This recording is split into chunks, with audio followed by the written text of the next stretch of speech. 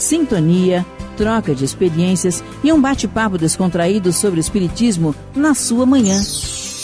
Deusa Nogueira explica a mediunidade no nosso dia a dia. Começa agora, na sua Rádio Rio de Janeiro, o programa Conversando sobre Mediunidade. Queridos amigos ouvintes da Rádio Rio de Janeiro, meu nome é Deusa Nogueira, conversando sobre a mediunidade.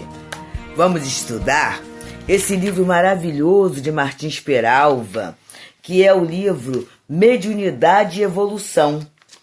Estamos no capítulo 13, Escolhas da Mediunidade. E é interessante que alguns companheiros não conheciam esse grande e bom trabalhador, não é? São esses trabalhadores simples, anônimos, mas tinham uma forma tão explícita, tão misericordiosa, por que não dizer assim, nos ajudam no entendimento da doutrina espírita.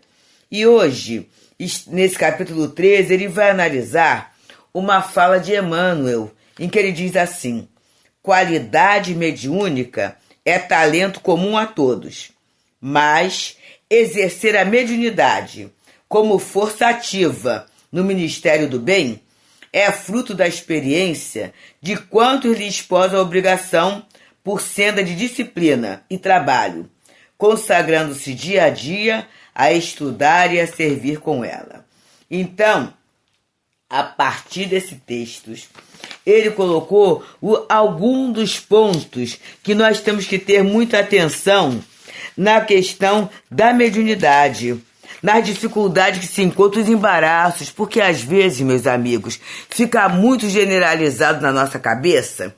E como o desculpismo é uma característica ainda da gente enquanto espíritos imperfeitos, a gente vai procrastinando, a gente vai deixando, a gente vai se isolando e achando que está tudo bem.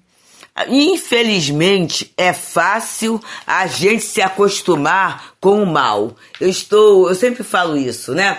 Eu sempre cuidei da minha casa, né? Cuidei da minha vida. E aí, aparentemente, estava tudo muito bem. Eu tive que fazer a cirurgia de catarata, que é aquele momento em que o grau começa a aumentar rápido, em que eu não conseguia distinguir o ônibus na distância, né? Na luminosidade. E aí fui fazer a cirurgia de catarata. Quando eu fiz a primeira, e eu cheguei em casa, e dei uma olhada assim, eu falei assim, meu Deus, como minha casa é clara. Olha só, gente. Eu estava acostumando com aquela forma embaçada de ver a casa, a vida, as questões todas. E aí a doutora só falou assim, você vai ver quando fizer a segunda. E nesse momento eu fui tendo essa percepção, como é fácil de se acostumar com aquilo que não é bom, com aquilo que está nublado. A gente acha que tem que ser assim mesmo. Então, na verdade, a nossa rebeldia está lá no Evangelho segundo o Espiritismo, mundo de provas e expiações, serve para a encarnação de espíritos rebeldes à lei de Deus, é a nossa rebeldia à lei do progresso, porque progredir incomoda. Progredir mexe com a nossa zona de conforto, não é? Progredir não é uma tarefa fácil. Então a gente vai se acostumando com aquilo que não é bom, com aquilo que não é útil, com aquilo que não é belo. É assim mesmo. E, na verdade, na mediunidade é a mesma coisa. Hábitos, atitudes, procedimentos. Eu, particularmente, fui chamada a atenção, o Espírito falou e eu tomei para mim, porque a gente é o médium é o primeiro que deve se aproveitar das gestões.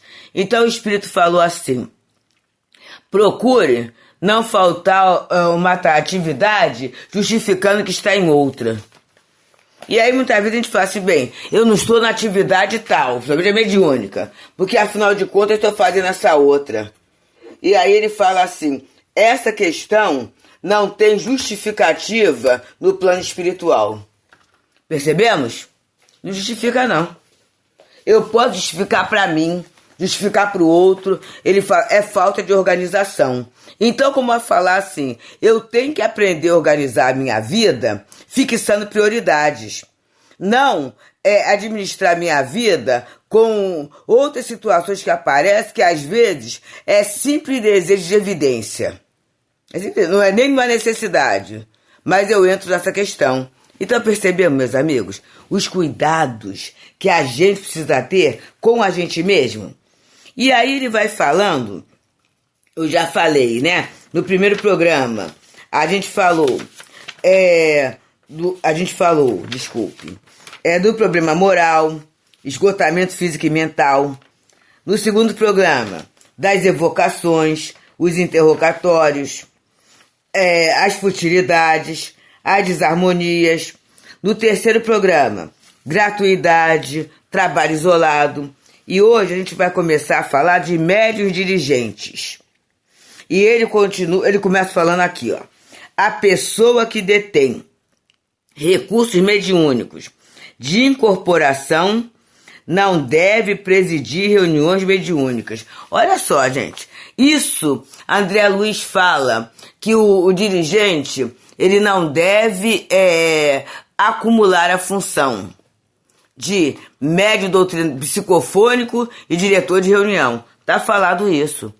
Mas a gente não vê essas questões acontecerem? Acontecem. E às vezes acontece com uma frequência muito maior porque a gente acha que pode fazer diferente. Na hora que chega a conta, aí a gente começa a ficar agoniado, né? A gente começa a achar que a casa espírita não está funcionando. E ele continua.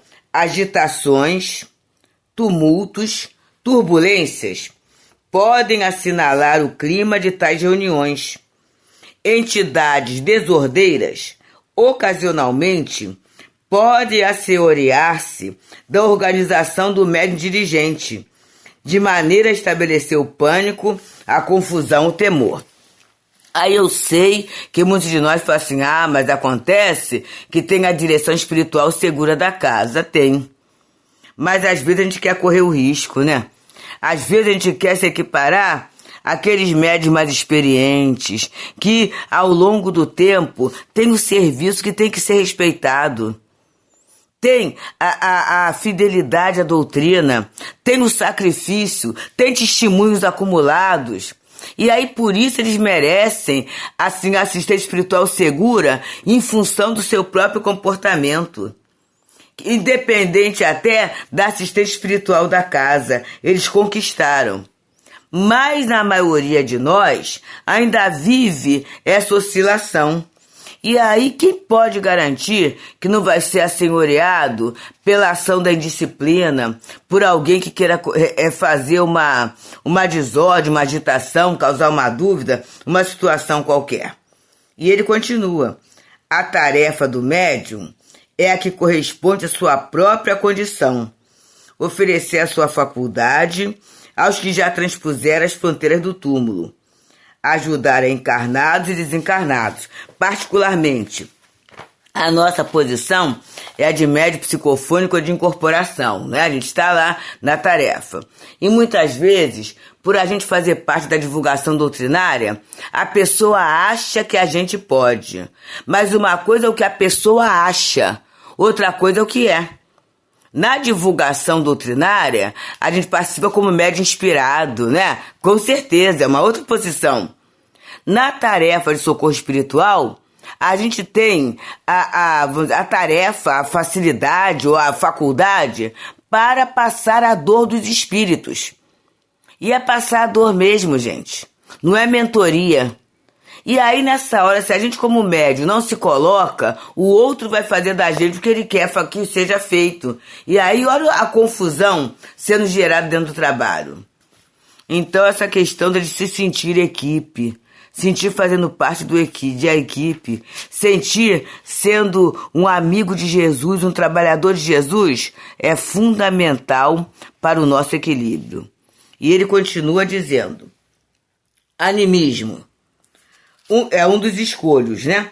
Um dos mais frequentes escolhos da mediunidade é o animismo, fenômeno pelo qual a pessoa, e aí ele vai colocar entre aspas, arroja ao passado os próprios sentimentos, de onde recolhe as impressões de que se vê possuído. Fecha aspas. No fenômeno anímico, abre aspas de novo, o médium se expressa como se ali estivesse realmente um espírito a se comunicar. Fecha aspas.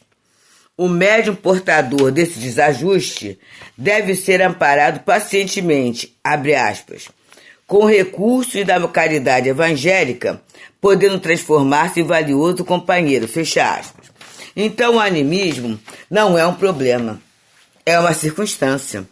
E no livro Desobsessão, André Luiz nos fala, através da mediunidade de Chico Xavier, que aquela entidade que aparece, mesmo sendo a questão do médium, é uma entidade, é uma questão que necessita ser amparada pelo vigor evangélico, ele fala. É uma entidade que tem que ser evangelizada. Então vamos aprendendo com isso? Não vamos confundir animismo com mistificação. Animismo é a emersão de uma questão minha que não foi resolvida ou está mal resolvida do passado distante ou às vezes até do passado recente, porque a gente se conhece muito pouco mesmo. E a mistificação não. A mistificação é uma intromissão consciente ou inconsciente, né, de algum espírito para causar uma perturbação, para causar uma disfunção dentro da tarefa mediúnica. E aí ele já falou de médios dirigentes, do animismo, ele vem falando no outro ponto que é a mistificação. Aí ele começa falando assim, ó, não devemos confundir mistificação com animismo. Na primeira, temos a mentira. Então, mistificar é fraudar, né? É fraudar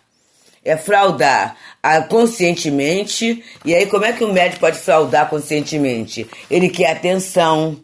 Às vezes, ele usa a mistificação até para testar a própria estrutura da casa.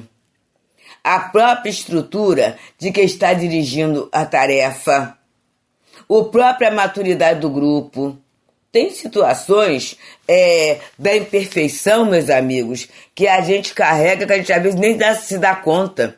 Mas muitas vezes eu quero ser o melhor, eu quero ser o principal, o médium principal, quando na verdade essa classificação não existe em doutrina.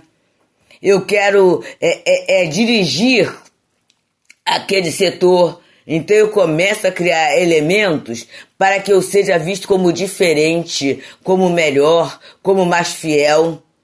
Tudo isso são, às vezes, expedientes conscientes ou inconscientes, mas aí eu começo a usar, a externar aquele mecanismo, né? E, devido a essa minha posição, eu acabo atraindo espíritos similares. Espíritos vaidosos, espíritos que gostam de destaque, espíritos deslumbrados. Eu vou atraindo essas situações perturbadoras para o meu campo vibracional. E atraindo até inimigos da doutrina. Porque quantos espíritos querem dizer que a doutrina é mentirosa?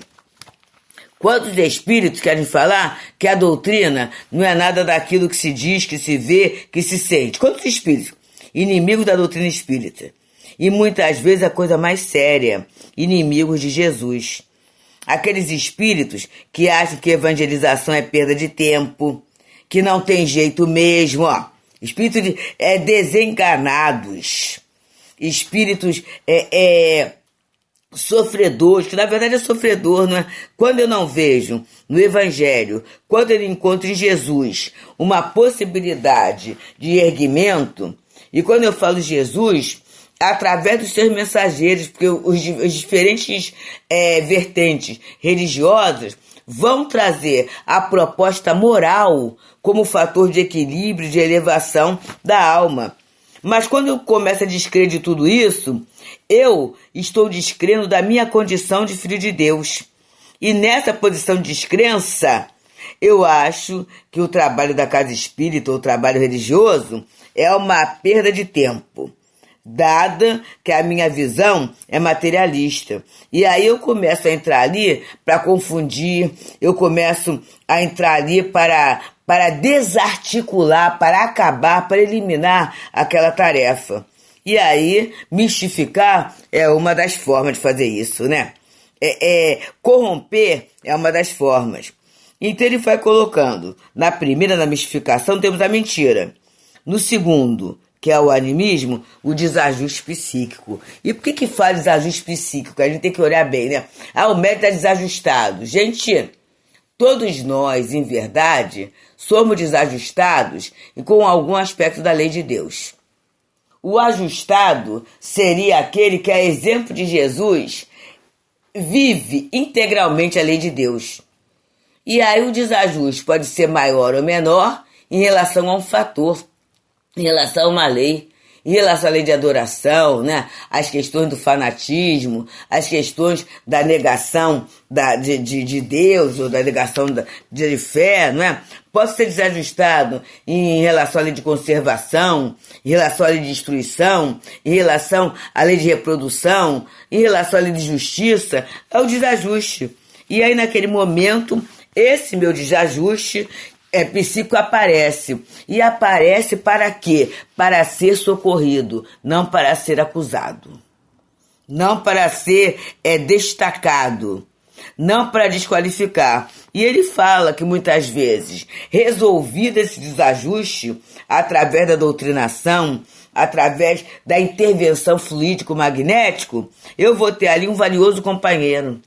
Era aquilo que precisava. Então vamos perceber, se há supervisão da espiritualidade superior, se o trabalho é feito em nome de Jesus, se é um trabalho de socorro, aquele socorro que é feito, que é prestado, aquele momento, aquele momento é o exato que a espiritualidade tem para o melhor. E aí ele vem o seguinte: a responsabilidade pelas mistificações resulta mais da estrutura da equipe mediúnica do que das entidades que veiculam a mentira. E aí é muito interessante quando fala a estrutura da equipe mediúnica, porque muitas vezes, no trabalho mediúnico, a gente esquece da mediunidade. No trabalho mediúnico, a gente esquece de Jesus. A gente fica na técnica, a gente fica no julgamento, a gente fica na incompreensão. E aí a gente fala assim, mas foram as entidades que vieram. Mas elas vieram em função da brecha que foi aberta. A gente vai ter cuidado com isso. Vamos ter cuidado com o tipo de conversa, com o tipo de sentimento. Vamos ter cuidado com a nossa preparação para o trabalho. É uma preparação verdadeira? Eu estou indo com o sentimento de quem vai trabalhar para Jesus, ou eu vou muitas vezes preocupado com as questões humanas, com as questões do outro, com aquilo que não está bem, com aquilo que na casa espírita está desajustado. E qual é o meu papel quando eu vejo que a casa espírita está com ponto desajustado? É ajudar no ajuste ou atrapalhar, não é? Ou malbaratar, ou prejudicar, ou criticar. E às vezes eu critico sem nenhum fundamento. Eu tenho que parar e pensar nessas coisas, meus irmãos. Analisar esses aspectos. E aí ele veio falando, né? Que é essa estrutura da equipe mediúnica. Eu faço parte de uma equipe, não é equipe. Na equipe, eu tenho o personalismo eu. Na equipe, eu vou olhar o outro como irmão. Eu vou ter esse exercício de fraternidade, de responsabilidade, de respeito, de carinho, né? De doação.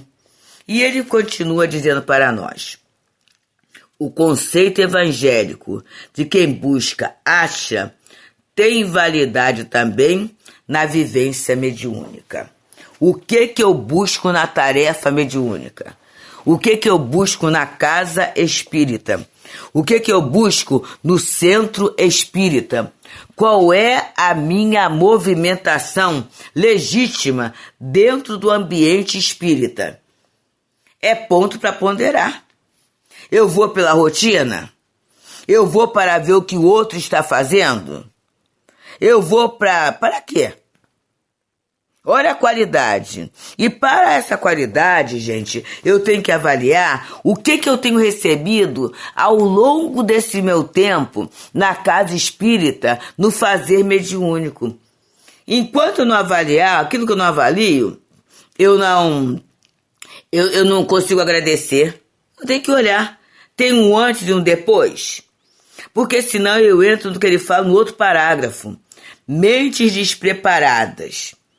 Corações invigilantes, propósitos inferiores, insinceridade no trabalho, cooperam nas ocorrências da mistificação. Olha que coisa séria. Mente despreparada, quer dizer, eu vou de qualquer jeito e nem penso que mediunidade está radicada no pensamento e que eu sou responsável pelo que eu penso e que eu posso controlar a qualidade do pensamento. Corações invigilantes, é o sentimento.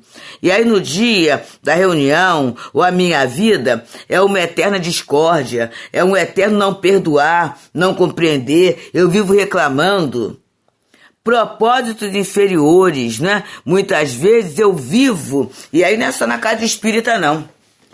Qual é a minha busca legítima? Onde estão centrados os meus valores? E aí, muitas vezes, meus valores estão na calúnia, na inveja, não é? Na maledicência. Isso é propósito inferior. Insinceridade no trabalho, né? Eu vou com o objetivo de ajudar ou servir, ou eu crio outras situações totalmente nevastas. Então, tudo isso vai cooperar o quê? Na ocorrência da mistificação, porque eu vou atrair espíritos do mesmo diapasão, que gostam das mesmas coisas que eu gosto. E aí ele vai encerrando dizendo: amor entre os companheiros, mediunicamente consagrados ao socorro aos sofredores, diminui as possibilidades de mistificação. Eu estou lembrando, gente, do grupo Leopoldo Machado, que é um grupo do Leon Denis, que sai para divulgação externa, e em certa comunicação, o Espírito falou, né, que o grupo só não era mais atingido pelas trevas, né, mais obsidiado, não era pelo valor do pessoal, não. Era em função da fraternidade e da alegria que existia dentro do grupo. Então, porque laços de amor, isso aí é dentro da lei de Deus. E Pedro já não falava que o amor cobre a multidão de pecados? Então a consideração, o respeito, o carinho que a gente nutre uns pelos outros vai diminuir a possibilidade dessa infiltração, que é a mistificação. E ele coloca: preserva o agrupamento contra a investida dos desocupados da espiritualidade. Resguarda o medianeiro. Então vamos pensar, meus amigos, ser fraterno é uma atitude que eu posso começar pelo racional. O fulano não é perfeito, o fulano não é bom, mas afinal de contas, né, ele está ali, eu preciso dele para trabalhar. Se Jesus nos colocou juntos, é porque tem um propósito. Eu começo pensando assim. Esse meu pensamento, né, esse meu sentimento vai, olha que coisa boa, primeiro vai me resguardar, vai me ajudar, não é? Vai me preservar e depois vai preservar todo o grupo contra essa investida de espíritos ocupados no plano espiritual, né? De espíritos maliciosos, que na verdade, gente, só se ocupa com o mal aquele que ainda não descobriu que só o bem vale a pena. Que a gente hoje possa guardar no nosso coração essa mensagem: só o bem vale a pena. Muita paz. Deusa Nogueira explica a mediunidade no nosso dia a dia. Programa Conversando sobre Mediunidade.